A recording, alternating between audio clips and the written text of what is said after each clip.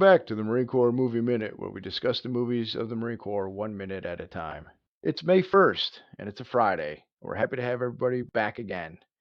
Back again for minute 48 this time of Heartbreak Ridge. The minute begins with Marines on the rifle range, and it ends with Gunny getting the attention of Lance Corporal Frigetti. All right, Perry, welcome back. Yeah, thanks for having me back. I'm glad I haven't been fired yet.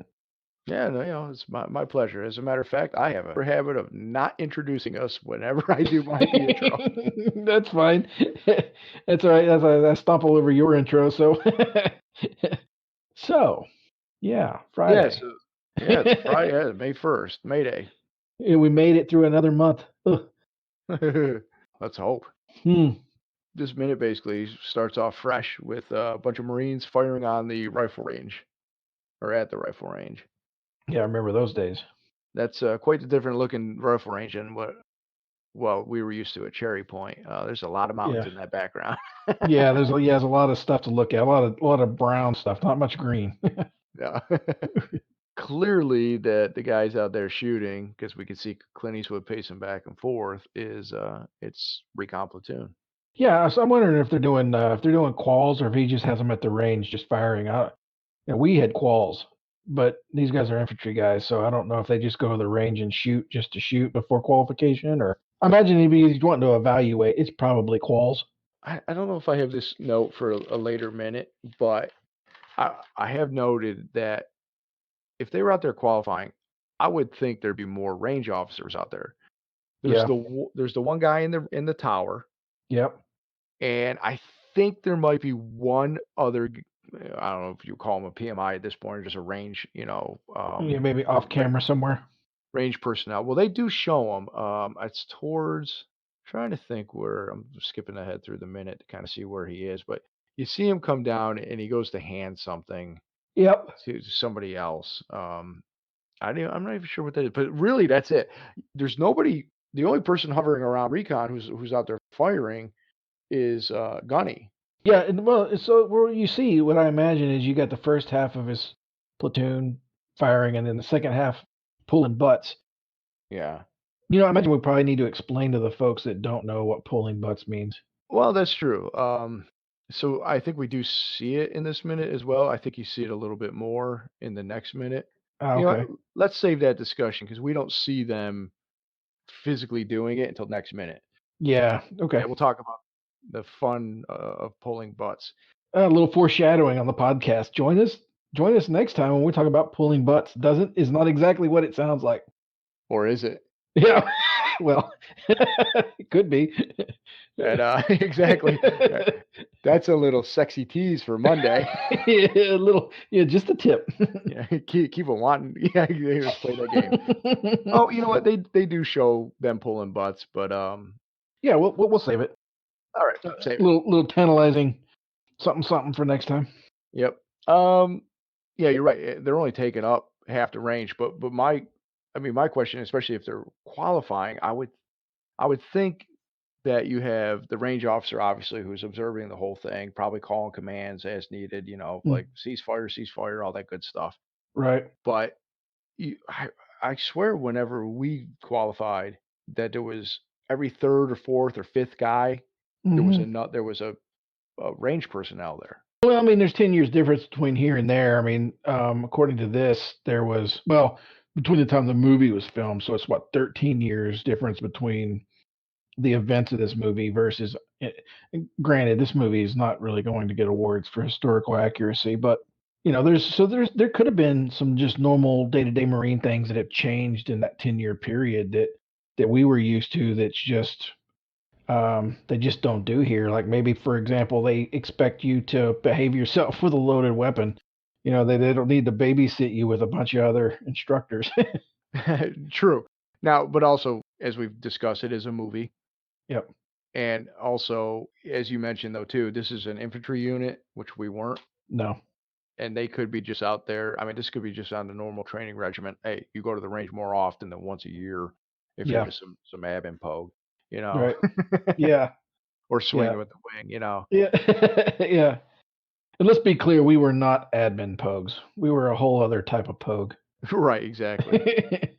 Yeah, well, you know what though? I think I would have rather gone to the range out here in California. Well, I did actually go to the range in California, but um, over North Carolina is hot, muggy, sticky. Oh yeah. Here's just it's just dry and little, maybe a little breeze, maybe a little warm, but it's not horrible. That's the thing. Like it's like I liked going to the range because it's like, man, I get to fire my weapon. Yeah. You get to do marine shit. It's fun. Right. Yep. But then like when you do everything else, like once you're there half a day, Yeah, I'm like you're I'm over over it. this shit. And then you got to do it all week. Yeah. No, we got to teach you how to shoot your weapon again, and then you get the pre-qual, and then you get the qual. Oh, fuck you. Oh, and by the way, if you do qualify, you may or may not even have to come back in. So Right. And not to mention you got to clean your freaking weapon like crazy afterwards. yeah, unless you know a guy. It's funny you say that. Did I mention this once before on this podcast? I can't remember, but there was an armorer who was the head armorer at Cherry Point, and Mm, she was a hard ass, and everybody hated her because it was never good enough, and I have no idea why. yeah. But she let me pass a lot of times. In fact, one time she flat out said, "Yeah, there's some stuff here, but I'll get it for you." Oh wow. And it wasn't like she was into me type thing. So like get that out of your head. It was like for whatever reason she just tolerated me or liked me. Yeah. She was always super nice to me. And people hated her because she was so nasty. But I'm like, oh, I think she's great. I, I didn't. I think I know who you're talking about. It's been so long ago, but I never had problems with anybody at the. I think I had to take my weapon back like maybe once. But you remember Thurman? No, I don't remember names. Oh. Well, he had a gig there at the armory for a little while. I think he was doing a little additional duty, or they had him kind of subbed out, and he happened to take my weapon one time, and he's like, "Man, go home." He's like, I was like, "Oh, cool, thanks." I give my little got my little library card back and my Henneman rifle, and I went the fuck home. Yeah. No, you don't look that give horse in the mouth. You go. Negative. I'm like, Because, I'm out. because I had, I've been there where it's like, I there's nothing on this weapon, yet you're Yeah, somehow yeah, you're doing it over and over again. yeah. Like I'm rubbing the bluing off of it. You can't get any cleaner. There's only so No. much CLP can do. Yeah, exactly. Yep. Well, so right away on this minute though, as soon as you see Gunny going back and forth, you see a pickup truck pull up, and Yep. then you see another platoon kind of Marching double. up or Yeah, well, they're not quite running, but they are double timing it up there. yeah. They got their deuce gear on, they got their helmets on, and as soon as Gunny sees who gets out of the car and who's marching up, he turns, puts his head down, and he says, "Shit." And I swear he says something else, but I couldn't make it out, and I didn't prior to recording. I didn't turn on subtitles, but he definitely says "shit." Like, like, Uh, spoiler alert, it's Major Powers. yeah. Now that's a government truck, Yeah. and what I find funny about that is, okay, so there's three people in that truck, and it's just a big. Choosers riding, bitch. Yeah, exactly. That's what I was gonna say. Get in there. Shoes who's in the middle. Yeah, just scooch over. Like motherfucker, this like, you had a senior staff NCO and an officer, and they can't drive themselves around. What the fuck kind of nonsense is this? And you got to pull them up in a single cab. Ugh. That's true, man. Like they're not allowed to drive themselves around. Oh, they're not. No, The no. fuck? What the fuck that about? Oh no. You know why I went to Camp Lejeune so often? Because I was driving some lieutenant or some or the Oh colonel or the Christ! major. Oh yeah. Why? They. I wish I should know. Probably could look it up, but who cares? Yeah, no, they're supposed. We used to go get those government vehicles out of the motor pool all the time, and they were white. They were always white vehicles. They Yeah, were always they were Jeep Cherokees. That's what we got. There's two main vehicles that we would get whenever we drove anybody around. It was the Jeep Cherokees, and they were when I say bare bones, they didn't even have padding on the pedals. They were just metal. oh wow. That's not safe. No, it's power nothing. I mean, there was no comforts whatsoever. Um, So we would get those, and usually that was like if you had to take like, Lieutenant so and so needs to go do a briefing up at Lejeune, so take him up there. So you grab that or you got to drive him around, or but if you took like the colonel or the major, Mhm. it was always a nice minivan. It was always a white government minivan, but they were a little bit nicer. They had like air conditioning and stuff like that. Like so we would get those Wow. and go fill them up at the depot there. Show your little card Yeah. and they'd let you in, fill you up, and then you go about your business and drive them wherever they needed to go. For us, it was usually Lejeune, and I did all the time because for a while I was the admin clerk and then the admin chief, Right. Yeah. so a lot of times Oh, it was. so some of us are admin pogues. Oh yeah, yeah, I own it, man. Hey, you know that A school you went to? Yeah, forget that. You're gonna go fucking be a secretary. Do you, now, do you remember "I'm gonna get you, sucker"? Who? "I'm gonna get you, sucker." With Oh, yeah, yeah, yeah, yeah, yeah, yeah. and he said, the dude from who was in Vietnam and he had missing eye patch. He said, well, "What's your specialty, son?" And he tells me, he goes, "Well, I'll be a goddamn secretary." And he's feeling bad about the fact that he's in the army being a secretary. He goes, "Man, I'm a whatever specialist too, man." They start doing the little handshake. And the shaft dude, I cannot think of his name right now. He said, "Wait a minute, I thought you were in Vietnam." He said, "Yeah, I was in Saigon." He goes, he goes, he goes, "I was in the admin pool there." He goes, "Well, how'd you lose your eye?" He goes, "Fucking around in the office, damn fool. He got me in the eye with a paperclip." I haven't seen that movie in years. My sister used to tease me about that, and we would always say, "You goddamn secretary." Goddamn secondary. Yeah, so no, that is a rule. I think it's above a certain rank, or I really don't know what it's all about. But yeah, But Chuzu couldn't drive? that's the thing. I used to drive Master Guns around too. I hated that. He was not a Oh, I fun man. imagine. Oh, I No. no, no, I know. Oh, I know. No, no, no. Yeah, but I didn't mind. A lot of those lieutenants. I actually didn't mind going with the colonel a lot of times because he's just like I would, chit chat and all that stuff. And a lot of times Huh. they just kind of forget you're there and they talk amongst themselves, which is always interesting. Oh, I'm sure. Because usually if the colonel went, he was going with an entourage. It was only once in a while be like just me and him or just me and one other person. Gotcha. You take them down there because they have to have a meeting or a briefing or some shit like that. Stop over at the Driftwood on the way back. Well, that's what I like to do when they were waiting to get picked up. Yeah, I'll be right back, Gunny.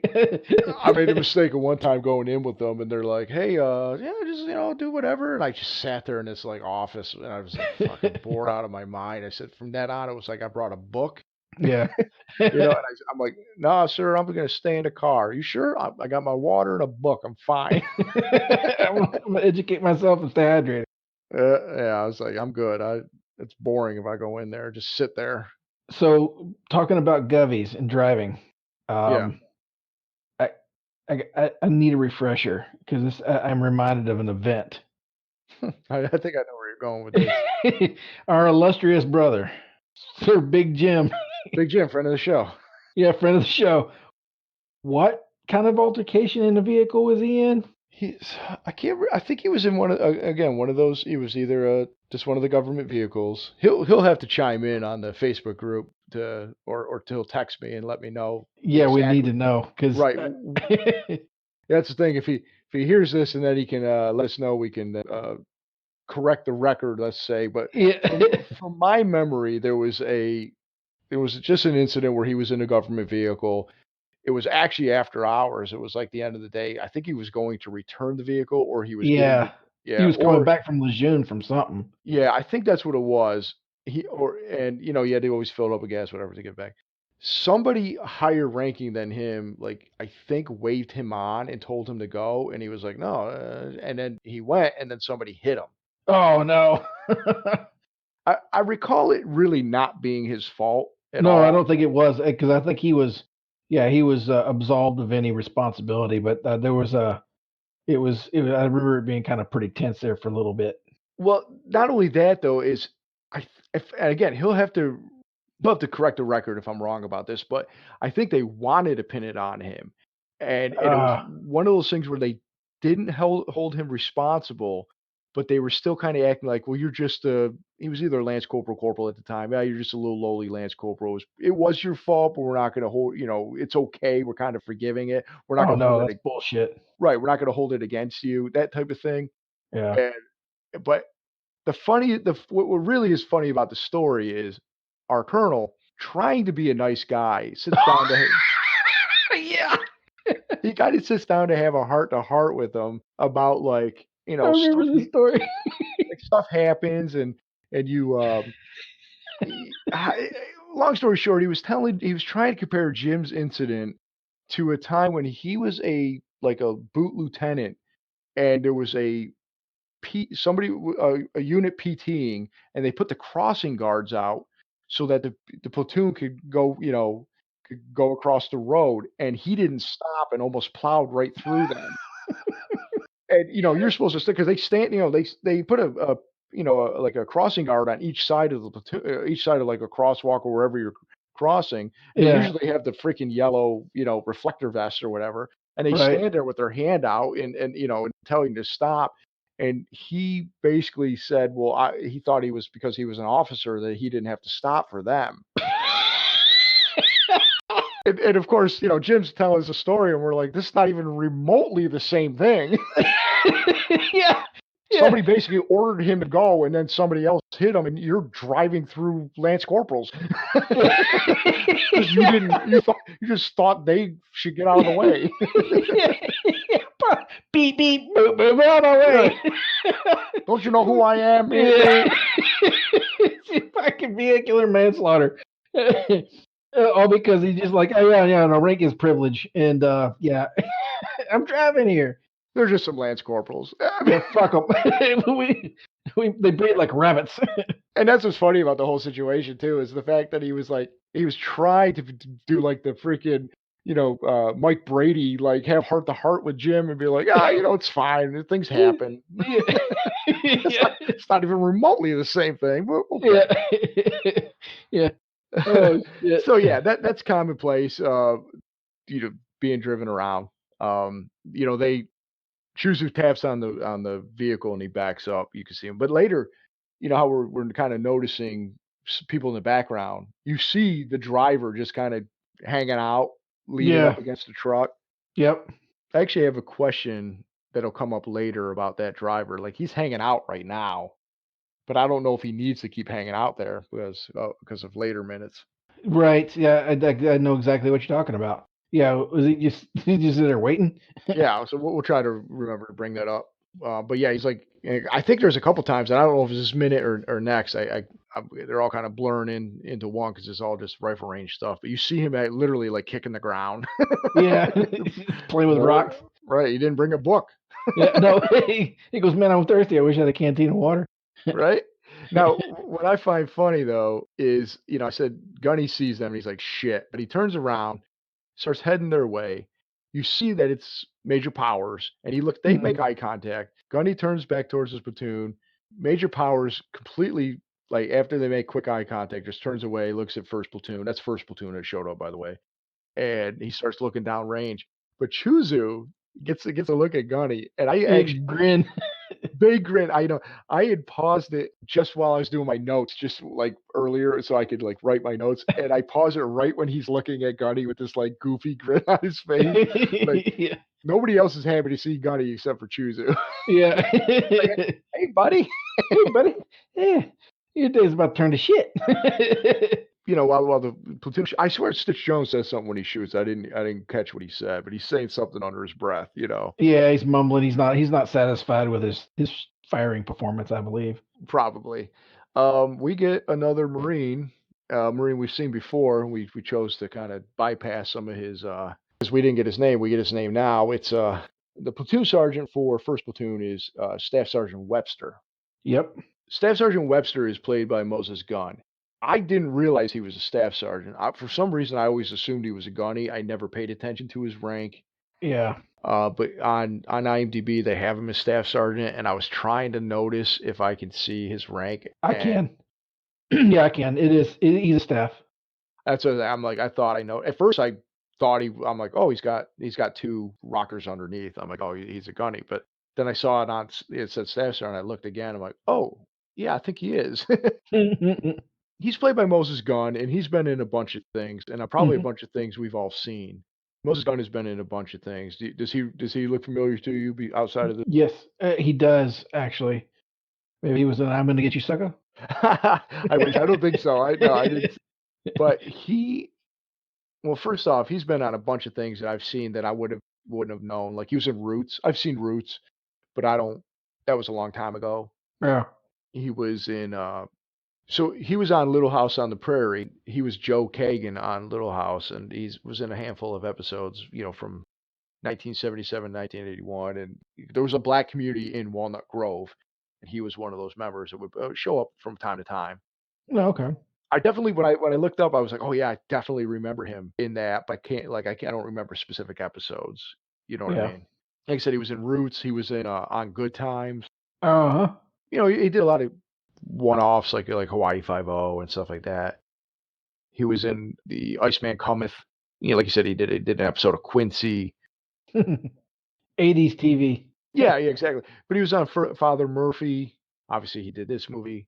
Like I said, well, we joked about a lot of these guys on this movie have done a lot of television or like TV Yeah. guys. Yep. Like I said, Hill Street Blues, just stuff like that. But at the same time, he had done some movies. Now he is in another movie I watched a ton as a kid. Would have never made a connection that it was him. He was in The Neverending Story.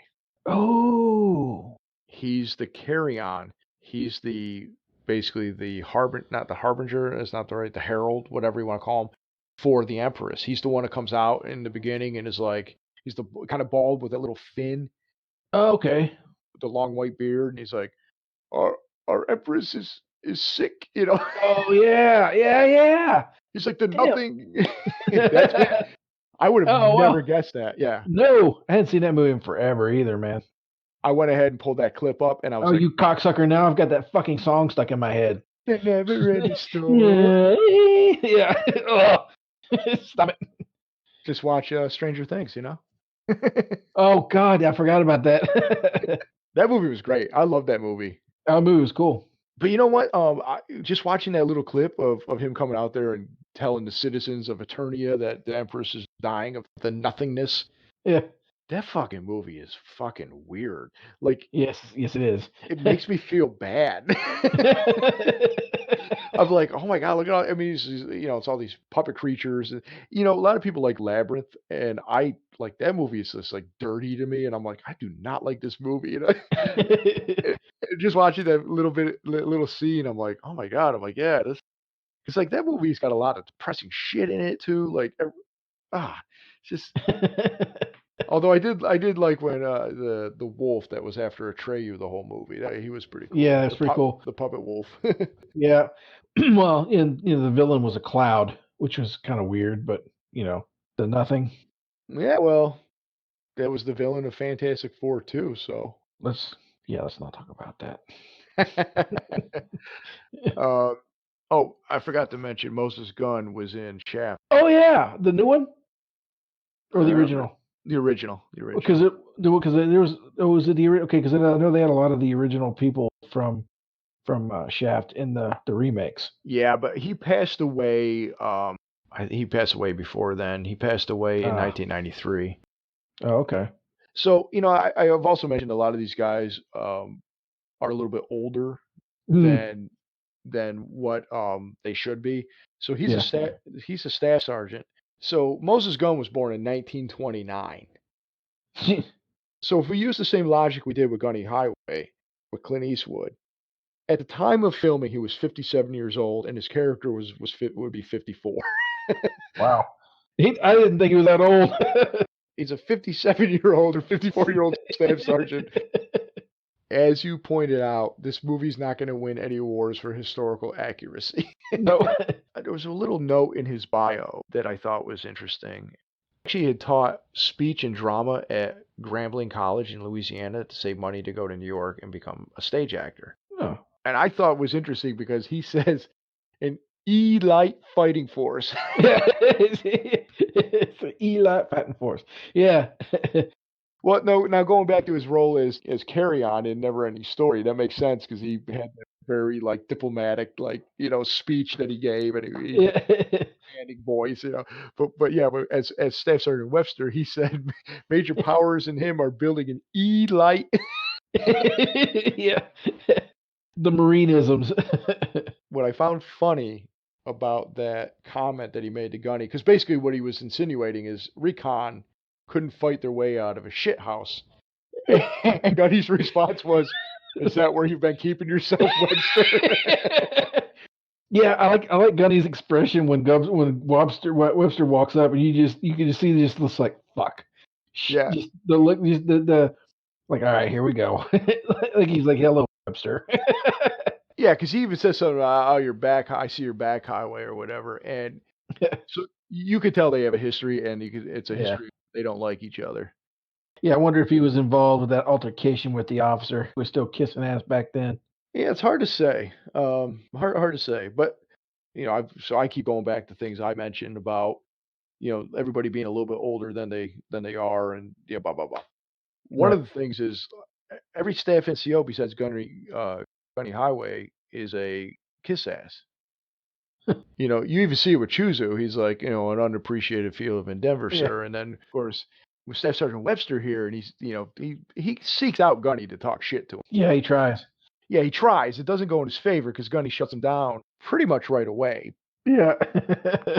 Twice he tries to kind of give it to Gunny, and twice he gets it back. First with the shithouse comment, and Gunny giving it back to him.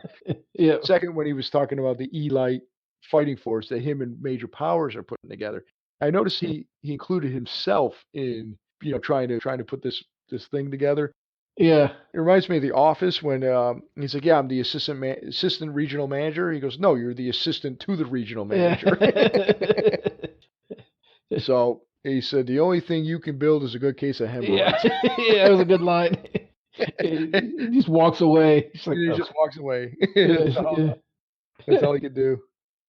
And then really after that, the minute after that little altercation or back and forth, Gunny walks up to Lance Corporal Forgetti, who is just blasting away one round after another. He's practically doing a burst without having it on burst. Yeah. I think somebody actually fired on burst. I think it might have been Jones at the beginning of the minute, because if you listen closely, you hear somebody firing. Look what sounds like in burst, in 3-round burst. It's possible. Now they do show him at one point, and it doesn't look like it, but looks and sounds in a movie are two different things. Yeah. Folks that are paying attention at home, 3-round burst on the range is a no-no. Every once in a while, they'll let you do it. Just to get out of your system.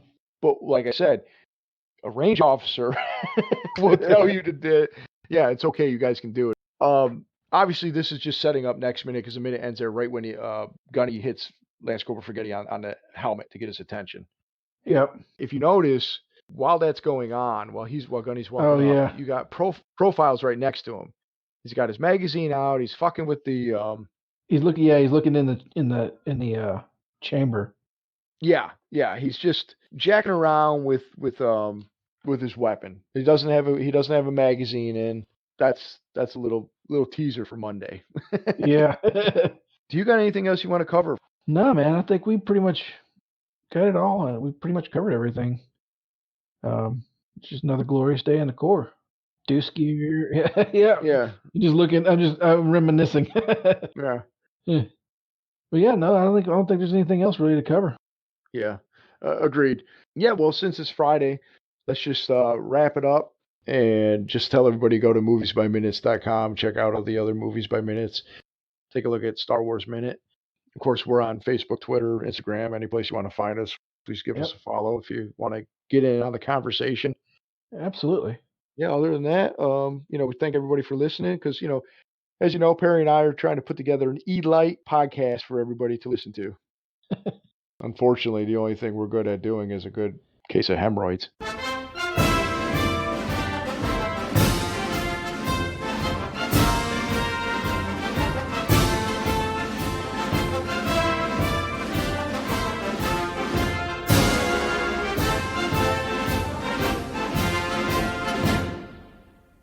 Say what?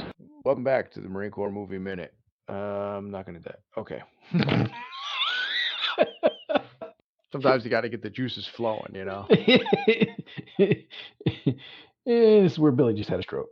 Right? It's like, never mind. Say what? Shit. It might help if I actually keep my notes in front of me. Oh, shit. That's because I didn't write it down. I left the website page.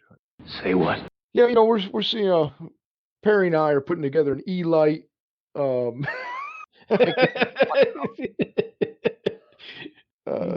Come on, actually, man. Give it another shot.